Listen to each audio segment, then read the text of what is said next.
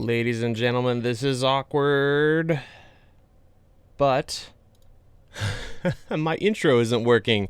Hello everybody, welcome back to another live stream here at DSLR Video Shooter. We try to do these every single Wednesday, and we just hit 300,000 subscribers, and I was kind of hoping it'd happen live. I thought that'd be kind of fun. Let me get rid of these headphones real quick.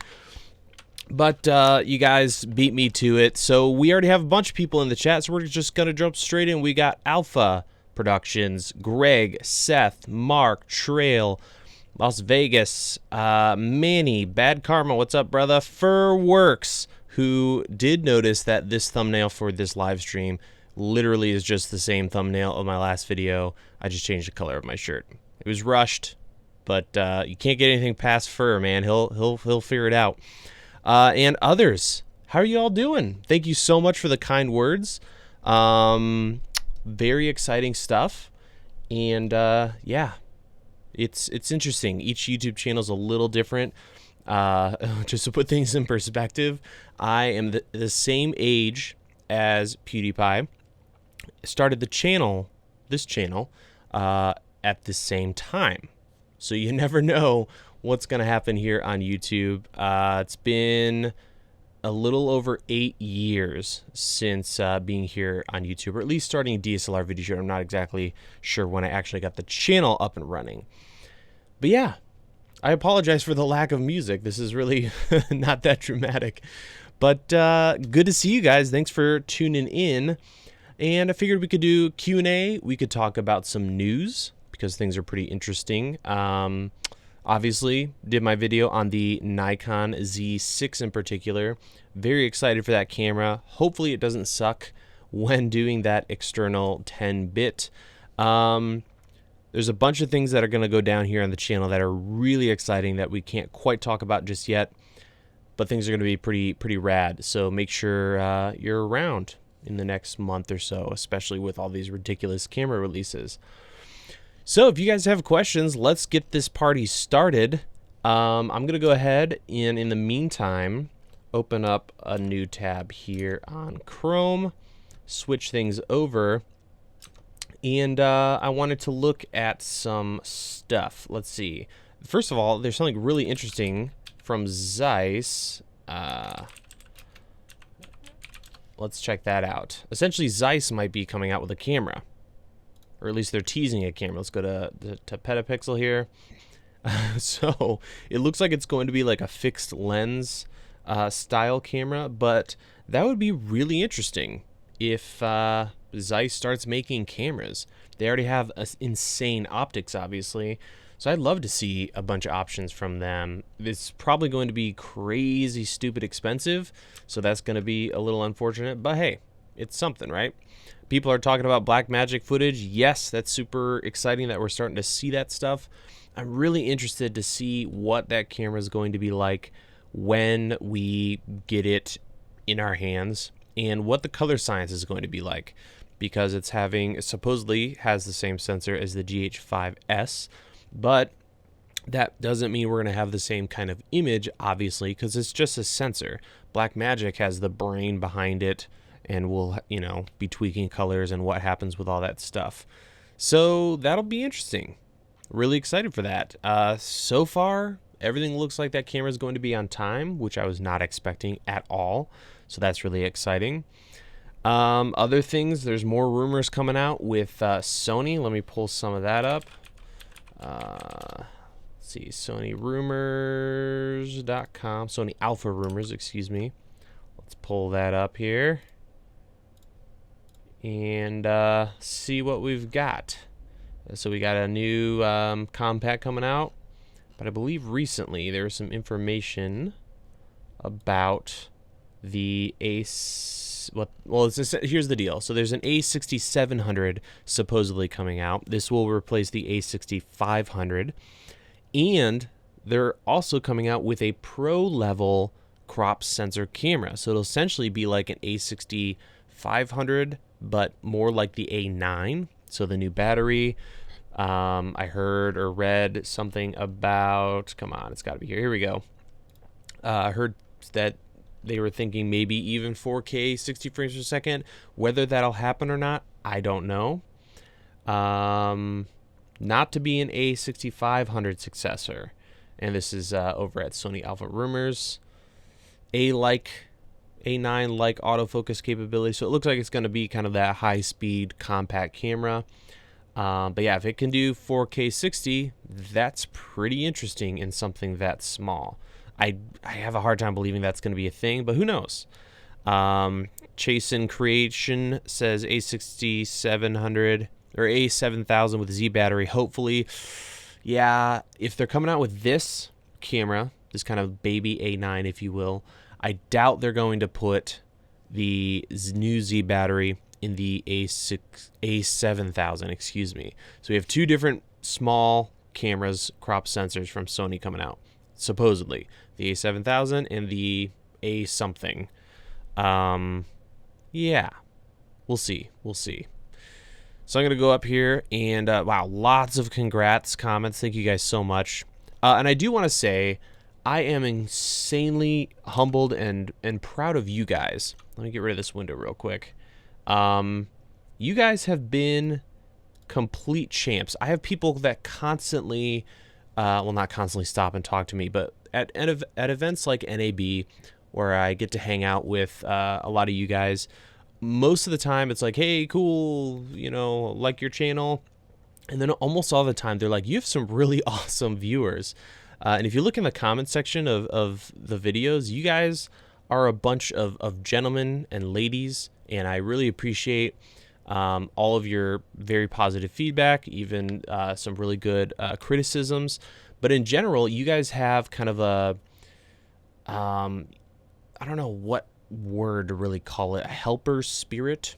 Just you guys don't seem to want to rip people down in the comments, but rather help educate each other and answer each other's questions. So usually before I get to answering someone's question in the comments, you guys are already there taking care of business. And for that, I really appreciate you guys. And that's rare. That's really rare to have such a great community. So thank you. And also, I almost teared up when this happened, but Alex, who's actually in the chat here, I shared one of his videos on the community tab. For those that don't know, on the channel or on the, you can click community on your phone or on the channel on a browser, and there I share posts here and there, share some videos from other people, and also just little updates and things like that. So definitely check that out if you haven't already. But over there, Alex recently did a video on lights, and it was really good. So I shared it. And you guys not only went over there and watched his video, but you went over there and said some of the sweetest, kindest things, and just made me so proud. And that was awesome. So you guys are amazing. I am very fortunate to be making videos for such an insanely great group of ladies and gentlemen, mostly gentlemen, but that's just kind of the way analytics go here in this space. So thank you. Really good stuff. So if we have any questions, we'll jump right in. You guys are being just a bunch of sweet people here in the comments. Alexander says his A6300 stopped recording 2 seconds after finishing an interview today. Thank God for 2-cam setups and overheating, but overheating can be dangerous. Yes, I wonder if this next camera that's going to be the successor to the A6500 will finally be the camera that beats overheating in that line. Could be interesting. Could be interesting. What advice would you give to aspiring YouTubers from United Brazilian Jiu-Jitsu? I was just thinking about this today or yesterday, and I thought it'd be interesting to do a video or a live stream talking about maybe the 3 biggest or 3 best things I did for the channel or as a YouTuber or something like that. And maybe we'll still do that. But to answer your question, I think kind of 2 things. Number one, one of the biggest ones for me was this: stop creating filler content. Now, I know a lot of us don't think we're creating filler content, but let me know in the comments if this sounds like you, and I still do this to this day. You have, you know, kind of like a handful of epic videos you want to do. And I'm prime example, I want to do a series on anamorphic, but I've been putting it off because it's going to be a huge project.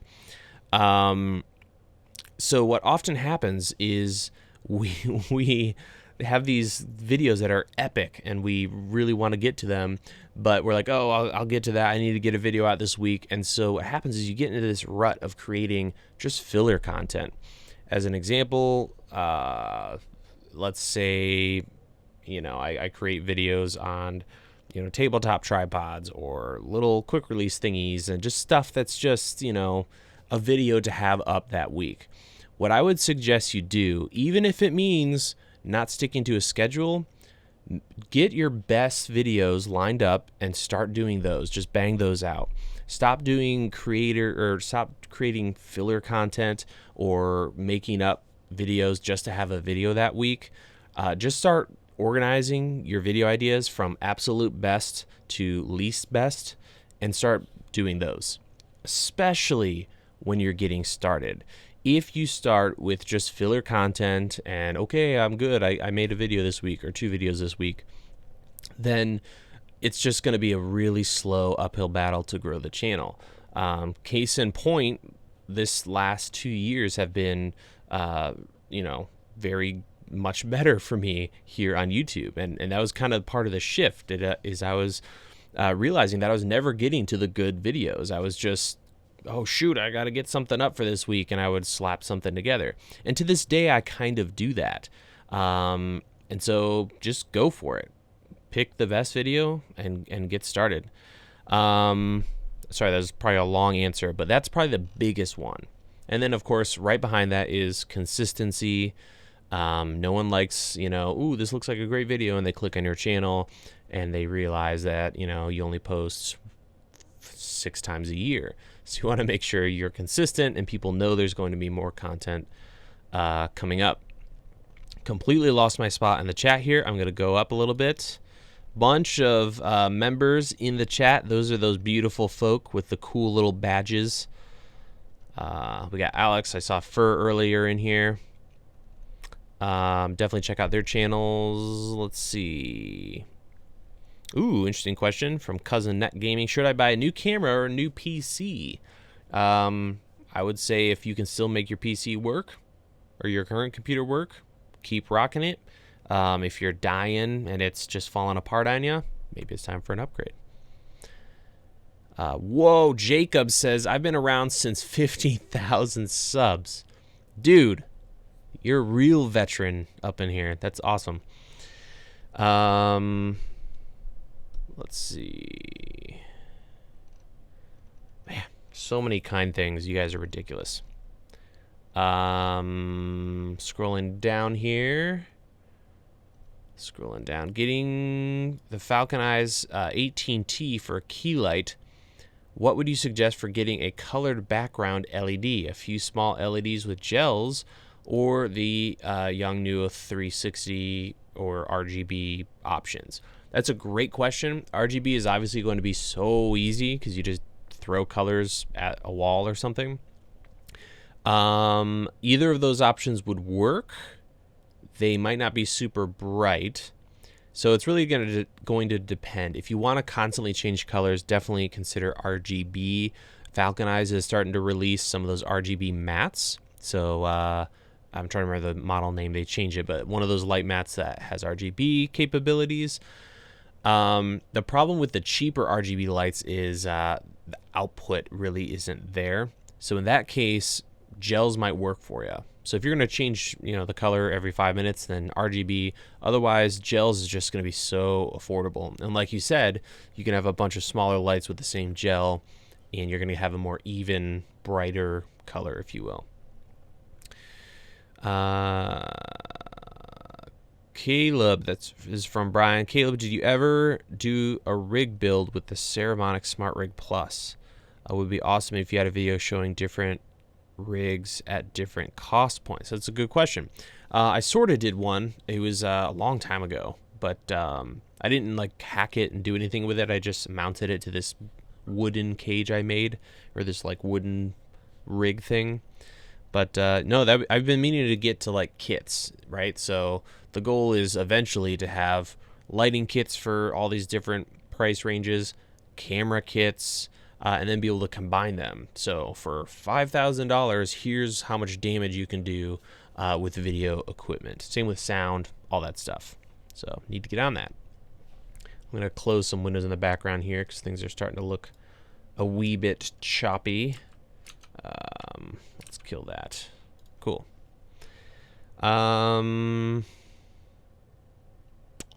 Do I purchase a GH5S now or wait for the Blackmagic Pocket Cinema Camera 4K from EWC? I definitely wait. I mean, if you have something that's working for you, just a little longer. I would wait until probably mid-October at the earliest. That's the earliest I would consider buying a new camera, if you can wait. Obviously, if you have gigs lined up, then you got to do what you got to do. This channel is well-mannered for intelligent consumers. Is for well-mannered and intelligent consumers. Yes, sir. Mr. Seth. Let's see here. Talking about mid-price cameras. What is better, entry-level 4K mirrorless or some Canon shooting RAW with Magic Lantern? I don't know the specs with Magic Lantern and RAW, but correct me if I'm wrong about guys, but I don't think there's anything in HD unless you get up to like a 5D Mark III, 4. Correct me if I'm wrong. So in that case, I mean, entry-level 4K mirrorless is probably what I would go with personally. Congrats from Turkey. My mechanical question or technical question. Can Sony, via some kind of upgrade, make external recording via USB-C possible with the A7 III like the new Blackmagic? Great question, Ben. I don't think so. I think that would be a pretty massive like PCB overhaul to make that work. What I'm hoping happens is Sony realizes that a lot of us are really loving the idea of full-frame 10-bit outputs, and maybe they slap that in the new A7S III. That could be super awesome. So we'll have to wait and see. Video AF, up there talking amongst each others. Thank you, Visual. What's your favorite Sony picture profile, and how do you grade it? So here's the deal. I was going to do a video on this, and I will. But for you guys, I'm going to show you how to get perfect Sony color, essentially. You don't go in and tweak all these billions of little settings like a lot of people say. It's very simple. And again, I'll do a very in-depth video on this because I think it's really important, and I think a lot of people are getting really mixed up on this. You shoot in S-Log2. Pick any of those picture profiles. I just take PP1, picture profile 1, go in there, change the gamma to S-Log2. Okay? Easy enough. Next, go down to color mode and choose S-Gamma or gamut. All right? Now, those two settings are designed for each other. Sony specifically has those the way that they are so they work together. It's the engineers, that's how you got to do it, man. Now, I know a lot of people are going to be, but Caleb, S-Gamut's a huge color space and it's not going to work on 8-bit cameras that do 420. Correct. It totally will not work. But I recently discovered buried in this, document on picture profiles from Sony, there's a little line of text that essentially says S-Gamut is not possible on these cameras, but S-Gamut on these cameras is designed to emulate S-Gamma. Gamma, I don't know how you're supposed to say it. So we're not really getting that full color space. Sony's doing something to squeeze it down, either scaling it or changing it to work on these cameras. So you totally can use those massive color spaces. So S-Log2 is your gamma, S-Gamut or gamut for your color mode. Then you use Sony's official LUTs that convert S-Log2 to Rec 709. You throw that LUT at it in post, boom, color skin perfect. perfect. Okay, so that's the way to go, in my opinion. I know that was a super long answer. We'll talk about it more in depth, as well as a couple different, essentially it all comes down to the gamma and the color mode. You get the right combination and maybe use LUTs depending on that combination, and you're done, and you're golden. So for those who don't care about Sony, I apologize for wasting your time there. Scrolling down here, talking about mid-price camera, what is better? Oh, we talked about that. All right, scrolling down more. I've been here since your first EOS M video. I bought one because of that video. Nice sauce stash. Yeah, it's a great little camera. It's still kind of the best budget camera out there. Just got here. Congrats on 300, Mr. Caleb. Best wishes. Do you think the G7 is still a good purchase? Thank you, Edwin. And yes, I'm using one right now. I think it's a dynamite little camera. Clean HDMI out. You can use it for live streaming, get some nice shallow depth of field. You throw a cheap, $30, $40, $50 speed booster at it. Check out Alex's video. He's in here with his green text and his blue badge. And you can shoot some amazing stuff. So yeah, I love it. Beautiful glass coming soon. Okay. Scrolling down. Did you hear about the Z camera's grip? That it's larger, or is there an issue? In which case, I don't think I have. Thank you, Eric. Hello from Romania. Nice. Talking about lights in there. Do you think Canon will release a decent 4K crop / codec situation in the new mirrorless cameras from B-Rank? So I don't know what's coming out from Canon. I think what they're going to do is this. I think they're going to come out with a full frame mirrorless camera. I mean, we all know that's coming, right? And I think it's going to literally only have 4K dual pixel and in-body stabilization. That's it. Nothing else is going to change with that camera. 4K dual pixel image stabilization. That's my guess, because historically Canon will do just what they have to, and they'll just enough to keep people from leaving them and to make money, because they don't want to completely make something amazing and then all the camera bodies they have are now worthless. They're not going to do that. Sony and Panasonic and hopefully Fuji and sort of but not really Nikon are taking a different approach. They're really throwing a lot of tech in these new cameras. So that's interesting. But Canon, people love Canon. They love Canon colors, color science. Canon's hot, right? But so that means they essentially don't have to do as much to keep the same user base, if that makes sense. Yeah, great question though. Do you think it's worth it to use a gimbal on GD5? I mean, sure, it has great in-body stabilization, but it's not, going to keep up with a gimbal, so that's not a bad idea. What key light do you recommend, and what is your light setup for interviews? So there's a ton of different ways to go. If you want to not spend a ton of money but get really good results, these flexible mats, there's 2 brand new ones that just came out that I'll be talking about second week in September probably, that are really dope. So stay tuned for that. But they're a great way to go. Nice soft light. I'm using one right now. This one is like $170, I think. Otherwise, just a softbox and an LED light is great. Do you know anything about the price point of the Sony a7 III? Love the content and community, by the way. Thanks, EWC Visuals. So my guess is going to be around $3,000. $3,000 to $3,500 is my guess. That would give them some separation between the a7 III and the a7S III. Cine 1 underexposed looks great on Sony. Cool. Thank you, Marcel, for the kind words. It means a lot.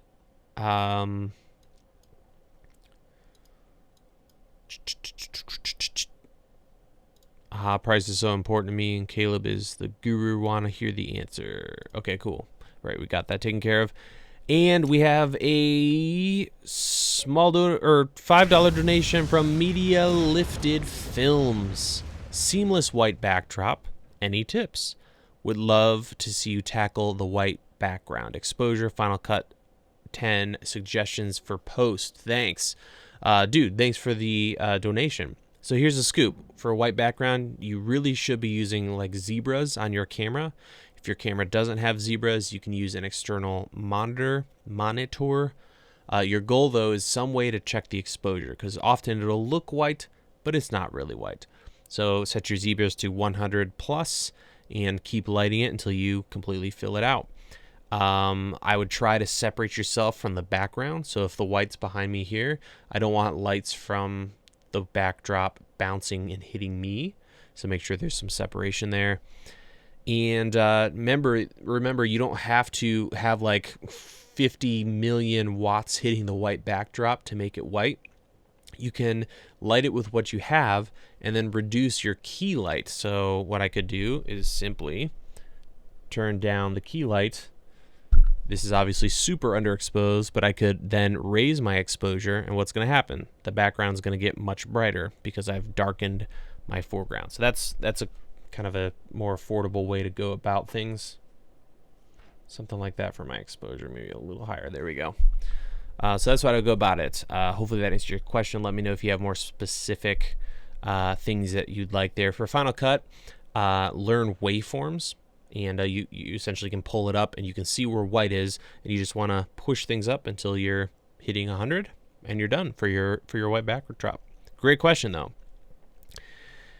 Ordered your $500 light setup kit for a small with a few small modifications. Very pleased so far. Nice, Spencer. Making a review of the Maverick 2, and holy cow, I'm excited for the Ninja 5 whenever it finally ships. ... Cool. All I'm gonna say is make sure you're around the channel here in the next short amount of time. That's all I'm gonna say. Order, let's see, going down. I think you can only use Nlog if you do video out. I believe you're correct there, Trevor. I'm going to jump down here because we have a donation from Ryan. Where's my donation button? Ryan Co. Hope you're doing well, man. Meant to text you back sooner. I'll be coming back to the game very soon. Thank you very much, Ryan. Hope you're doing well, dude. Everyone should go over there and sub to Ryan's channel. He's got some great content. He's been away on a big gig, but apparently he's coming back. So sweet. Thanks, dude. $10. That's mighty fine of you. How to properly S-Log2 exposure. Sorry, Caps. Wanted you to see. Nice, Carlos. Or Carlo. Overexpose by 1 to 2 stops. That's the key. Overexpose, pull it down in post. That'll reduce noise in your shadows. Check out an article by Alistair Chapman. You should be able to find it if you Google how to expose S-Log2. And he has this exhaustive article that's really good. So check that out. What microphone am I using right now? This is the Aperture Deity. Not the new Deity, but the old Deity. And it's awesome. So check out the new Deity because they've updated this. And it's what I use for every single video. And I've been doing that for like a year now. Love that microphone. Some comments on the 4K, or on the footage from the Blackmagic Pocket Cinema Camera 4K. It looks good. The resolution and detail look great. I'm just, maybe it's just me, but, and let me know what you guys think, but does Blackmagic footage just have this like brown to it? It's really hard to describe. Like Canon is red, too red, a lot of people would say. Nikon is kind of blue and cool. You know, Panasonic is kind of yellow. Sony's kind of magenta. and then Blackmagic is brown. So I don't know, man. But we'll have to wait and see. It's really hard to tell looking at the footage because, you know, you can tell they didn't, at least it didn't look like they used any kind of speed booster. So I want to get that thing with a 0.64 speed booster and go to town and see what can happen with that camera. But I'm excited. The detail looks great. The dynamic range looks great. It's just going to come down to, in various people's different hands, what can be done with it. Hey man, Final Cut Pro 10 best export for YouTube music video.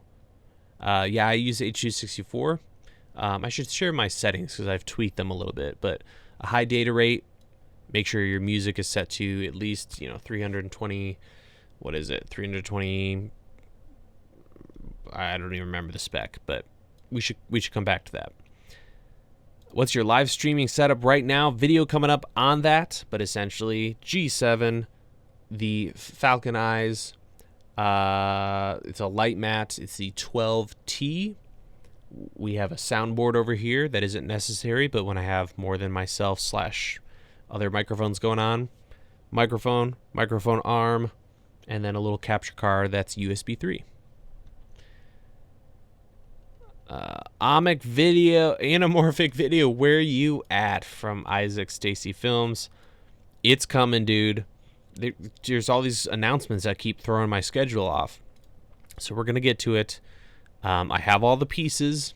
I just need to be a man and sit down and finish writing and start shooting that.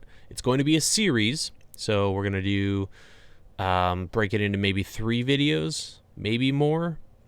But I'm finding some really exciting stuff with that, so stay tuned. I know I'm a huge, big, fat tease. I'm sorry. Let's see.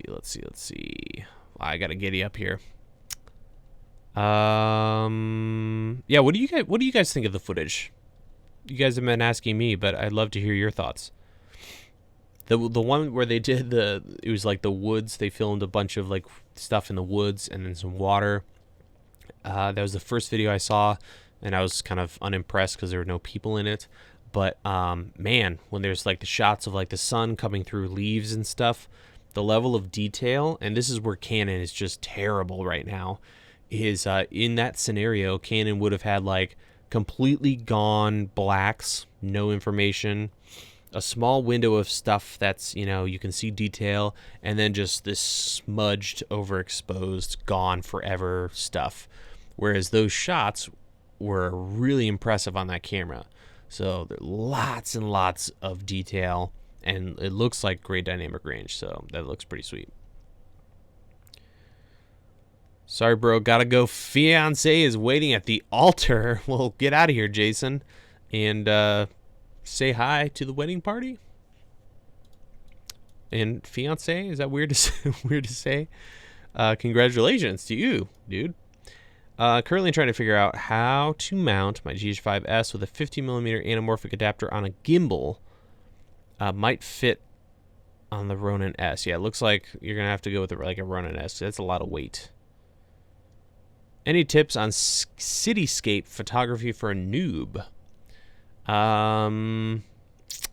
Location, angles. When you're shooting something that huge, you know, moving, I don't know how far, but moving around is going to be important. Your donations animation blows up in your face. Nice. Yeah, that was sort of. Here, I'll give you a little. This one's fun. Yeah, I like the explosions in the face. I think it makes it a lot more dramatic. First time shooting with the C100. Prior experiences with Canon and Sony. Advice. It's a live album recording. Big gig, hired by one of the best. So is this a C100 Mark 1 or 2? All right, that's obnoxious. Sorry. There we go. Some comments on the Black really want to know your opinion on this, so we just talked about that. Randy, this is a big question. PUBG or Fortnite? I'm PUBG all the way. I don't like building things. I just like to hunt, and this is going to sound terrible, but I don't even know if the YouTube is going to shut me down for this. But PUBG, I like shooting the guns in the game. I don't have time to be building things, okay? I just want to see someone whip out a sniper, do my thing, and not see them build a castle in the distance. But I will play Fortnite. I just don't waste time with the building thing, which makes me lose constantly. Quick question. I am going to start photography and videos for YouTube. Which camera should I go with? Thinking the A7 III or 6D Mark II. My main use will be videos, photos, and some videos. So that's a good question. If you're going to be vlogging and don't want any other equipment or gear, I hate to say it, but the 6D Mark II, you might wait a little bit because we're probably going to see something pretty soon from Canon that's mirrorless, and I hope it has a flip out, in which case that would be phenomenal. Otherwise, the A7 III is going to work so well for you for content creation and photos. And if you're going to be sitting down like this, you know, hey guys, this is my channel about photography and videos, then the A7 III could take good care of you as well. You can use your phone to monitor it. It's great. Definitely brown yellow with the black magic. Yes. Okay, great. Thanks for, I have a question. I have the Rode Video Micro and want to put it close to my mouth instead of on my camera to take full advantage of it. Awesome, dude. You're immediately ahead of probably at least 60%, probably more like 80% of YouTube if you move your microphone. So nice, first of all. What mic tripod would you recommend I mount it on? So what I would do, and I did a video on this in the past, I can't remember what I titled it, but essentially you can, if you're at a desk, use something like this. This is a cheap newer arm. It's like $13 or something ridiculous. Or you can just buy a boom mic stand. So, you know, singing, if you're playing guitar and micing yourself, it'd be one of those. It's got an arm, you know, a stand and then an arm that comes off of that. You can buy a little thread adapter that turns the end of that into a 1/4-20, and then you thread on your microphone. And that would be a super cheap way, probably $30. Actually, the video might be titled something $30. I can't remember. But that would work great, and it's going to sound so much better than on top of the camera. So, great question. Let's see. Hey, Bart Productions. Hey, Caleb. Made it to some of the live show. Just returned from a day of filming police sting operations for this documentary. Fun, dude. Wow. You should be doing a live stream right now on your channel talking about that. Scrolling up here because I think I missed some stuff. Love the analysis and help in the community. Just got the Sony APS-C 18-200. Is there such a thing as too much light when filming a video? Definitely. Everything can be well too lit. Like right now, it's really moody. You know, I've got one source here, so it's creating shadows here and here, which help with the pudgy under chin stuff if you've got that going on. So I don't like too much light. So one thing you can do is just put a bunch of black stuff to knock the light down. Turn some lights off. If you're by a window, maybe move closer to the window, because what's going to happen is as you move closer, well, this is a bad example because of this wide angle lens, but if you move closer to your light source, it'll brighten up more intensely on one side and you'll have more fall off on the other side. Something to consider. If you mix all the brands, color science, you get black. That's funny. I like that. Nice one, Philip. Looks kind of cool yeah, it's going to be tough to match Blackmagic and Panasonic for sure. Any thoughts on Magic Lantern Raw for Canon versus other camera flat profiles? I really haven't played with that too much, so I couldn't tell you. What program do you use for streaming? I use OBS, Open Broadcast Software. Is that what it's called? What it stands for? My favorite gear YouTuber thus far. Thank you so much, Flyby Francis. It's very, very sweet of you. Any experience with the Canon C100? One of 9 camera operators. Whoo! Dang. Only use... Okay, so if you're working with a C100, Google C100 GEM, Jem, Schofield. A good buddy of mine, and he did a whole series on that camera. That would be super helpful. I probably would start there. What is a reasonable DSLR for a first camera that will do movie mode? I would get the EOS M or the T2i, depending on what your budget is. Those are both really affordable. They're going to be pretty easy to work with. If you have a much bigger budget, you could get the EOS M50. Sorry, brain fart there for a second. And that would take great care of you. If you can afford, I think it's like, what, $800, $1,000? All right, I'm going to jump down here.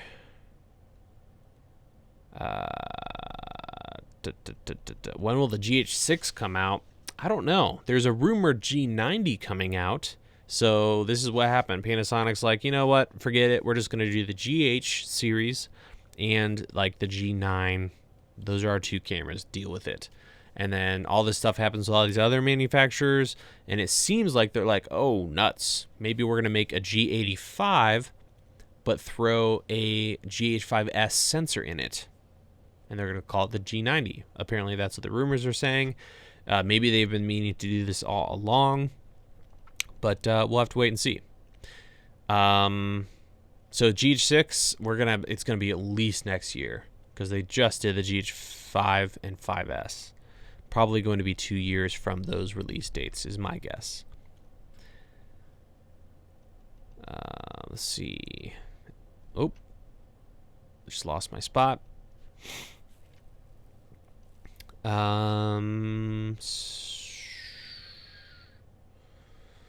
Struggle for greatness. Thanks for the kind words, dude, and for swinging by.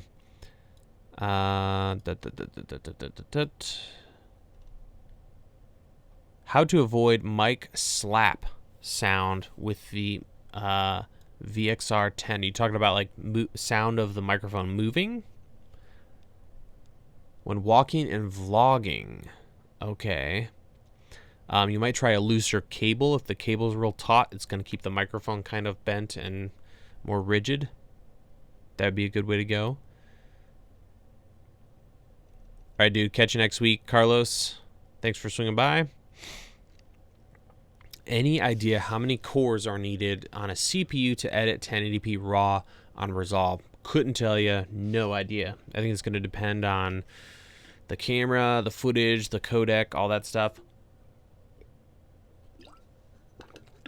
Joseph says, what's the most economical camera to shoot 4K video on that isn't super cropped? Trying to shoot a hospital or a hosted podcast with a single camera, but want to create the illusion of 3 cameras.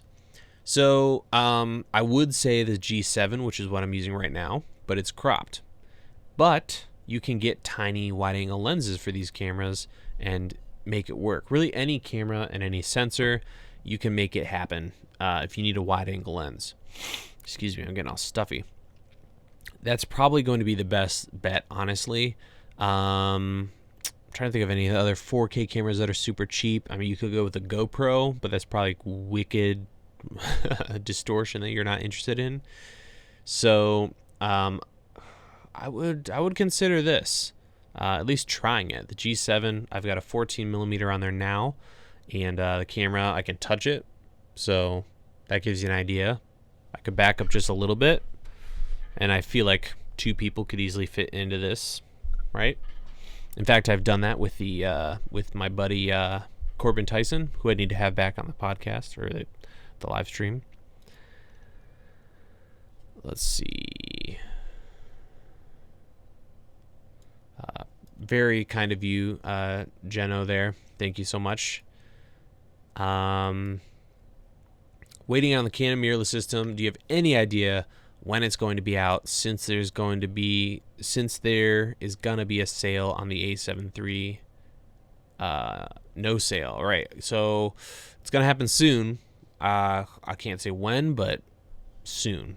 I mean, that's what all the rumors are pointing to. So we'll have to wait and see.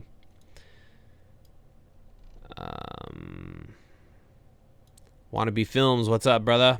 He says, we still use our T2i quite a bit. 17-year-old has made that her primary camera. Nice. Yeah. If you're looking for 1080p, shallow depth of field, don't care about, you know, super fine detail and dynamic range, you can make that happen. And obviously, you know, there's YouTubers out there who are using Simon Cade, who's still rocking a T3i, right? Harrison, what's going on, dude? Hey, Caleb, thanks for taking the time to chat with me after the small to no crew NAB. Oh, about the EVA-1. I remember you, dude. Yeah, outside of that little studio lot. Keep up the great work. Listening to while stuck in traffic makes me drive home better. Nice, dude. Glad to be hanging out with you. Yeah, NAB. It's good times. Man, is it crazy right now, though, right? With all these cameras. Let's see. Hey man, I'm real busy, but really love the quality of your videos. Please keep it up. Thank you, Cars and Zombies. Color correction tips.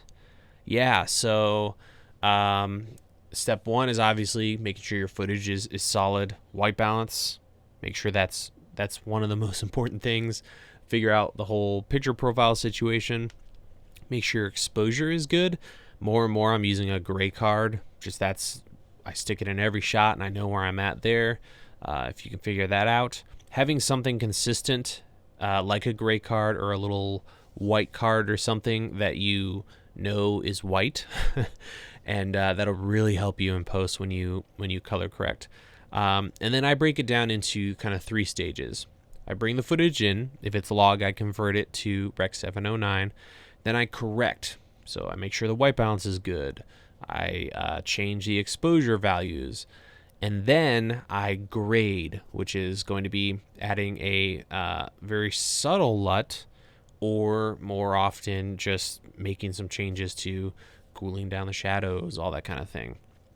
But you got to have some kind of process like that, or else every time you grade, you're going to get different, you know, results. So having a process, and always make sure you correct before you grade. It's tempting just to start going nuts, right? Start throwing LUTs everywhere and changing your colors. But the crazy thing is when you change your exposure and correct things. So if I decide this black's too black and I lift it up, that's going to affect color. So always start with making sure your exposure's fixed. Then you fix your white balance. Then you do all the fun stuff. And that helps a lot. And then learn what a vector scope is. It's a circle. There's a line on it. And your skin should be on that line. And if you do a mask around the face, just crop in on the face, you'll be able to see if it's on the skin tone line. That way you're not guessing what skin's supposed to look like. Are you Connor Murphy's brother? No, I'm not. Number one piece of advice on YouTube, we talked about that a little bit earlier, but just figure out what your best video ideas are and do those. Don't create a ton of filler content. I'm guilty of that constantly. Good day, Caleb from Australia. Sorry, almost said Austria. Your tutorials on the G7 and G85 are brilliant. Have the Sigma Art micro lenses. Should I invest in a GH5 or better lenses for my next purchase? Or switch to the A7 III? Choices. Yeah, dude. Lots of choices, man. If you're happy with the G7 and G85, especially if you're not doing like really high-end gigs where you need 2 card slots and all that stuff, maybe some lenses. Yeah. Great channel, man. Thank you, David. Ooh. Parks and Rec or The Office? I can't pick. Well, no, I can't. Those 2 shows, I go back and forth. I watch every episode of The Office. Then maybe a year later, I watch every episode of Parks and Rec. And that's just the cycle of my life. Right now, we're in the middle of Parks and Rec. So obviously, I'm loving that. But they're just so different, yet similar.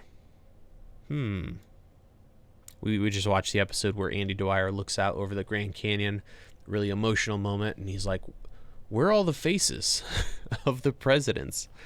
Oh, so good. Do you use a video switcher for your live streams? For this setup, I do not. I'm hoping to do some more crazy stuff, and we'll use a video switcher. But, man, doing video switching and live streams makes making YouTube videos look like a piece of cake. Are you going to stick with a Hackintosh or get one of the new Macs if they release them this year? So here's a scoop, vaping biker. Been using the Hackintosh. Would probably keep using it if I was going to keep flying solo. But I'm going to have an employee, so I'm switching to 2 iMacs and this crazy Thunderbolt server thing. So, yeah, going back to Apple hardware because I need that Thunderbolt. I know you can do Thunderbolt with Hackintoshes, but I don't feel like ripping mine apart and dealing with the headaches that do come along with Hackintoshing. So that's what's up. What was your first digital SLR? It was the Canon 7D. Before that, I'd been tinkering around with a Rebel. I don't even remember, but Canon 7D. So what started it all? What started this channel and my site? Ooh, hey Caleb, I know you have a 3D printer. I was wondering if you could make a video showing some 3D prints for camera stuff. Yes, that's been on the list. I just keep pushing it back because I don't know if people would be too interested. So let me know if that sounds interesting to you guys. But yeah, actually right here on my desk, lens gear, 3D printed, seamless. So I've made a ton of these. Here, I'll do this number for you so you can see what's up. Is it going to shine at all? Not really. But yeah, love 3D printers. And I have that cheap monoprice one. Really, really nice. Okay, guys, I think we're going to wrap things up here. I'm stuffing up. Don't know why, but maybe talking, maybe not enough water. But I'm super stoked to continue making videos with such a dope community to be watching them. So really appreciate you guys' support, all the kind words. A lot of you guys said you've been here since forever. So for those who have been sticking around, thank you so much for surviving the early years of DSLR video shooter. And for those who are joining us more recently, really appreciate you guys. And lots of crazy stuff coming up. Lots of crazy stuff is coming up here on the channel. Might be a video tomorrow. We'll have to see. It might be something that people have been waiting a long time for. Maybe. We're going to have to wait and see. So with that out of the way, thank you guys so much for watching. Make sure you check out maybe tomorrow's video. Otherwise, I'll see you guys next week, maybe. And I know I'm being so cryptic right now. But I'm going to be on the road, and I might do a live stream. I might also release a couple videos. So we'll have to wait and see. Have a wonderful evening.